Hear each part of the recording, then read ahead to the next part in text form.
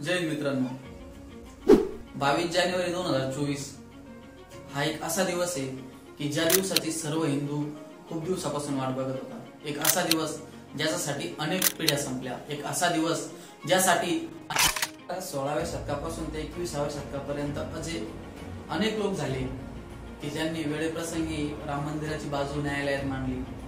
अनेक वेळा पाहिजे ते सर्व प्रयत्न त्यांनी केले, वेळेप्रसंगी बलिदाने दिली। असे काही लोक झाले की ज्यांनी राम मंदिरासाठी संपूर्ण आयुष्य समर्पित केलं।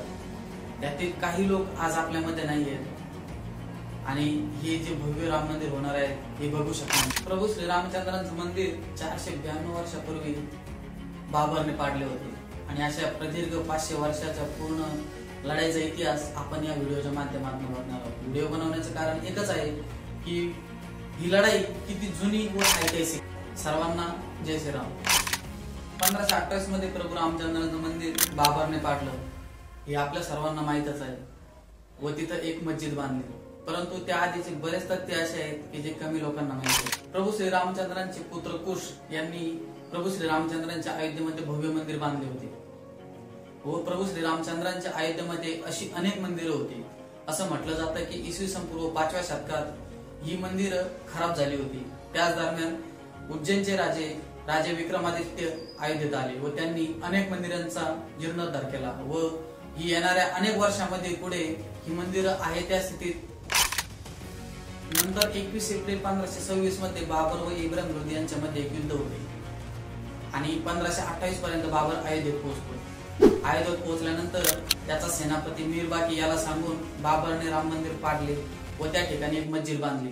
त्याच मस्जिदला पुढे बाबरी मस्जिद म्हणून ओळखण्यात येऊ लागली। यानंतर 150 वर्षांचा कालावधी लोटला जातो, कुठल्याही प्रकारची हालचाल होत नाही। कारण ही ती वेळ होती ज्यावेळेस भारतामध्ये मुघल साम्राज्य खूप बळकट व चांगल्या स्थितीमध्ये। वर्ष 1717 बाबरी मस्जिद झाल्यानंतर जवळपास 190 वर्षांनी जयपूरचे राजे जयसिंग मस्जिद व त्या आजूबाजूची जमीन त्यांना मिळावी म्हणून प्रयत्न करतात। कारण ती जागा हिंदूंसाठी किती महत्वाची होती हे त्यांना माहित होते। त्यावेळेस असणारे मुघल शासक यांच्याशी त्यांचे संबंध चांगले होते, परंतु त्याचाही काही परिणाम होत नाही। मस्जिदीच्या बाजूला असते एक रामचबुतरा बनवतात कारण हिंदू तिथे पूजा करू शकते। युरोपियन भौगोलिक वैज्ञानिक जोसेफ टिपेंटलर जे की 1766 ते 1771 मध्ये तिथे होते आणि त्यांनी त्यांच्या रिपोर्ट मध्ये असं म्हटलं होतं की तिथे रामचबुतरा होता। ही तीच वेळ होती जेव्हा मुस्लिम मशिदीमध्ये नमाज पढत होते व रामचबुतऱ्यावरती हिंदू पूजा करत होते। परंतु 250 वर्षानंतरही हिंदू राम मंदिर पाडले ही गोष्ट विसरले। असं म्हणतात फैजाबादच्या ब्रिटिश अधिकाऱ्यांनी मशिदीमध्ये हिंदू कलाकृती आहे असं त्यांच्या पुराव्यामध्ये म्हटलं होतं। पूर्व IPS अधिकारी किशोर कुणाल यांनी अयोध्या रिव्हिजिटेड मध्ये याचा उल्लेख केलेला आहे। यानंतर वर्ष 1830 मध्ये ब्रिटिश सर्वेयर मॉन्टेग्यू मार्टिन यांनी एक रिपोर्ट दिला आणि त्या रिपोर्ट मध्ये असं म्हटलं होतं की मशिदीचे जे पिलर आहेत ते हिंदू मंदिरावरूनच घेतले आहे। हा रिपोर्ट जेव्हा समोर आला तेव्हा बराच गोंधळ उडाला। 1853 मध्ये अयोध्येचा नवाब वजीद अली शाह याच्या काळात पहिल्यांदा साम्राज्य हिंसा झाली व त्यानंतर 1855 पर्यंत हिंदू व मुस्लिम एकाच ठिकाणी नमाज व पूजा करत होते। 1855 मध्ये मुस्लिमांना मशिदीमध्ये प्रवेश मिळाला परंतु हिंदूंना प्रवेश नव्हता। हिंदूंनी त्या परिस्थितीतही मुख्य मशिदीपासून 150 फूट अंतरावर बनवलेल्या रामचबुतऱ्यावरती पूजा करायला सुरुवात केली होती। नंतर 1885 मध्ये म्हणजे जवळपास 138 वर्षानंतर ही घटना पहिल्यांदा न्यायालयात जाते। निर्मोही आखाड्याचे महंत रघुवरदास न्यायालयामध्ये मागणी करतात की जो रामचबुतरा आहे ज्यावर जिथे हिंदू पूजा करतात त्या ठिकाणी आम्हाला सावली बनवण्यासाठी परवानगी द्यावी, परंतु न्यायालय ही याचिका फेटाळते। यावरून आपल्या असेही लक्षात येते की निर्मोही आखाडा किती दिवसापासून राम मंदिरासाठी लढत होता। 1934 मध्ये अयोध्येमध्ये पुन्हा दंगे होतात आणि या दरम्यान मशिदीची एक भिंत तुटते, ती पुन्हा दुरुस्त केली जाते, परंतु यानंतर मशिदीमध्ये नमाज पठण बंद केले जातात। ही ती वेळ होती जेव्हा इंग्रजांची सत्ता भारतावरती होती आणि त्यावेळेच्या काँग्रेसच्या अजेंड्यामध्ये राम मंदिर नव्हते ना संघ तेव्हा बळकट होता। पण तरी भारतीय जनता 400 वर्षानंतरही राम मंदिराची लढाई हक्काने लढत होता। हे पण सर्व तेव्हा घडत होतं जेव्हा ना सरकार त्यांची होती ना मीडिया स्वतंत्र होता, पण तरी राम मंदिरासाठी राम भक्त त्यांच्या जीवाची बाजी लावून राम मंदिराच्या निर्माणासाठी सतत प्रयत्न करत होते, सतत लढत होते।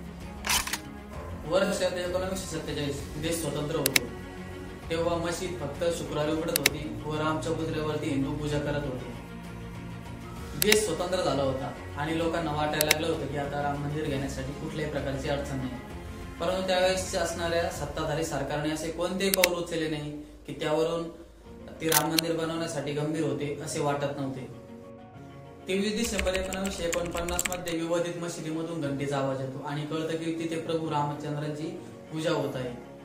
हिंदू पक्ष दावा करते की रात्री प्रभू रामाची मूर्ती तिथे प्रकट झाली व मुस्लिम पक्ष दावा करते की रात्रीच्या अंधारात तिथे मूर्ती ठेवण्यात आली. दोन्ही पक्षातील लोक तिथे जमा होतात. ही घटना एवढी मोठी होती की तत्कालीन पंतप्रधान पंडित जवाहरलाल नेहरू यांच्यापर्यंत ही गोष्ट तत्कालीन प्रधानमंत्री पंडित जवाहरलाल नेहरू तेथील डिस्ट्रिक्ट मॅजिस्ट्रेट के नायर यांना आदेश देतात की ती मूर्ती काढून पूर्वस्थितीत करावी. परंतु के नायर त्यांना सांगतात की गर्दी एवढी आहे की जर असं काही केलं तर परिस्थिती खूप वेगळी होईल.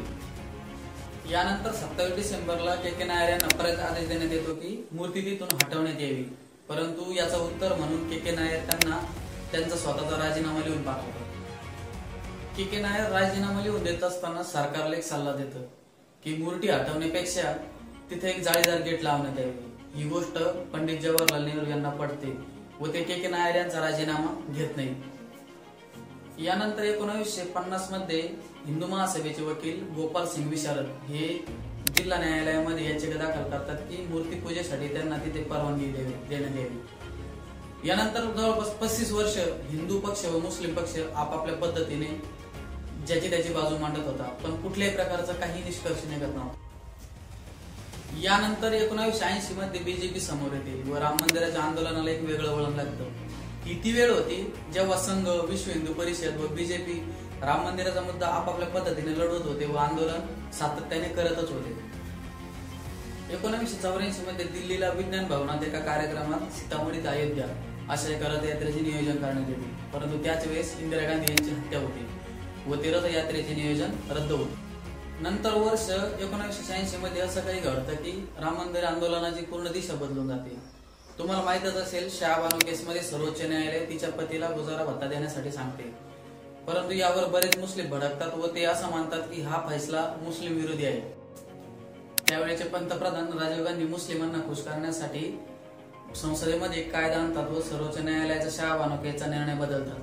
राजीव गांधींच्या या निर्णयामुळे हिंदू पक्ष नाराज होतो. याला मुस्लिम दृष्टिकोन मानण्यात येते. आता हिंदूंना खुश करण्यासाठी राजीव गांधी बाबरी मशिदीमध्ये कुलूप लावली होती ती उघडण्यात येते व हिंदूंना तिथे पूजेसाठी परवानगी देण्यात येते. आता या निर्णयामुळे मुस्लिम नाराज होतात व 6 फेब्रुवारी 1986 मध्ये मुस्लिम लीडर एकत्र येऊन बाबरी मस्जिद ऍक्शन कमिटी बनवतात. लालकृष्ण अडवाणी सोमनाथ ते अयोध्या अशी 1000 किलोमीटरची रथयात्रा काढतात. रथयात्रेच्या दरम्यान बिहार मधील समस्तीपूर मध्ये लालकृष्ण अडवाणी यांना अटक करण्यात येते. यानंतर जेव्हा अयोध्येत रथयात्रा संपणार होती तेव्हा त्या ठिकाणी खूप मोठ्या प्रमाणात कारसेवक अयोध्येमध्ये येऊन विवादित ढाच्यावरती झेंडा फडकवतात. गर्दीवर नियंत्रण मिळवण्यासाठी तत्कालीन राज्य सरकार म्हणजेच मुलायम सिंग सरकार कारसेवकांवरती गोळी चालवण्याचे आदेश देतात व या गोळीबारामध्ये अनेक कारसेवक शहीद होतात. यानंतर येतो तो दिवस ज्याला काही लोक काळा दिवस तर काही लोक शौर्य दिवस मानतात. तारीख 6 डिसेंबर 1992 ज्या दिवशी 2 लाख कारसेवक अयोध्येमध्ये पोहोचतात. त्यावेळेस उत्तर प्रदेशचे मुख्यमंत्री होते कल्याण सिंग व देशाचे पंतप्रधान होते पी नरसिम्हा राव.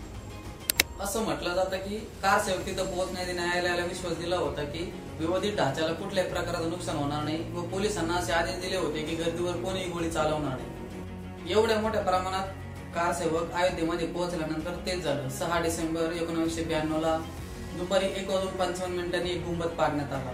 1-1.5 तासाने 3:30 आसपास दुसरा गुंबद पाडण्यात आला व संध्याकाळी 5 वाजेपर्यंत 3ही गुंबद पाडण्यात आले. या घटनेनंतर उत्तर प्रदेशमध्ये राष्ट्रपती राजवट लागू करण्यात आली व उत्तर प्रदेश राज्याचे मुख्यमंत्री कल्याण सिंग यांनी आपल्या पदाचा राजीनामा दिला.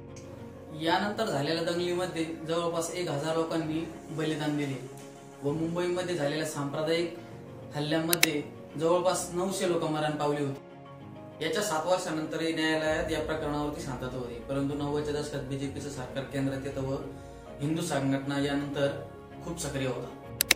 विवादित जागेवरती नेमकं पहिले काय होतं यासाठी ASI म्हणजेच आर्किओलॉजी सर्व्हे ऑफ इंडियाला संशोधन करण्यास सांगण्यात येते. ASI ने सर्वे केल्यानंतर त्याच्या रिपोर्टमध्ये असं स्पष्ट सांगितलं होतं की जी विवादित मशीद आहे त्या ठिकाणी जे अवशेष मिळाले त्यावरून असे स्पष्ट होते की त्या ठिकाणी आधी हिंदू मंदिर होते। नंतर 2011 मध्ये प्रकरण सर्वोच्च न्यायालयात जाते, पण तिथे 7 वर्ष कुठल्याही प्रकारची सुनावणी होत नाही। ASIच्या याच रिपोर्टला न्यायालयाने पुरावा मानून विवादित जमीन राम जन्मभूमी ट्रस्ट, निर्मोही आखाडा व सुन्नी वक्फ बोर्ड यांना वाटून दिली, परंतु न्यायालयाच्या या निर्णयामुळे तीनही पक्ष संतुष्ट नव्हते। नंतर farming मेडिएशन panel for mutual consent या पॅनलच्या माध्यमातून हे प्रकरण आपसात मिटवण्याचे प्रयत्न केले जातात, पण यातूनही काही निष्कर्ष निघत नाही। नंतर 5 फेब्रुवारी 2020 ला राम जन्मभूमी ट्रस्टची स्थापना होते व मंदिर निर्माण कार्य सुरू होते। विचार करा, 1528 मध्ये मंदिर पाडल्यानंतर जवळपास 452 वर्षानंतर अयोध्येमध्ये प्रभू श्री रामचंद्रांचं मंदिराची निर्मिती होती। यावरून तुमच्या असं लक्षात येईल की हा प्रवास 1 वर्ष 2 वर्ष किंवा एका पिढीचा नव्हता, तर हा अनेक पिढ्यांचा शेकडो वर्षांचा हा संघर्ष होता आणि यासाठी अनेक कारसेवकांनी अनेक लोकांनी जीवाची बलिदान दिलेले आहे, आपलं संपूर्ण आयुष्य यासाठी समर्पित केलं आहे। राम मंदिरासाठी आतापर्यंत ज्या पण लोकांनी बलिदान दिलं, मग ते दंगली असतील, गोधरा हत्याकांड असेल किंवा मग भागलपूर, मुंबई तसेच देशातील कोणत्याही ठिकाणी शहीद झालेल्या सर्व राम भक्तांना आपण नमन करूया व हा विजय त्यांच्यासाठी समर्पित करूया। आपण आज राम मंदिर निर्माणासाठी आतुर आहोत। असे अनेक पिढ्या अनेक कारसेवकांनी भव्य राम मंदिराचं स्वप्न डोळ्यासमोर बघितलं होतं व यासाठी अनेकांनी बलिदान दिलंय। म्हणून तुम्ही जेव्हा कधी अयोध्येला जाल तेव्हा प्रभू श्री रामचंद्रांचं दर्शन घ्याल, तेव्हा नक्की या सर्व शहीद कारसेवकांना नक्की आशा करतो की प्रभू श्री रामचंद्रांच्या मंदिराची शक्य तेवढी माहिती तुमच्यापर्यंत पोहोचली असेल। आणि तुम्हाला जर व्हिडिओ ठीक वाटला तर व्हिडिओ शेअर करायला विसरू नका व कमेंट बॉक्स मध्ये जय श्रीराम लिहायला पण विसरू नका। जय हिंद।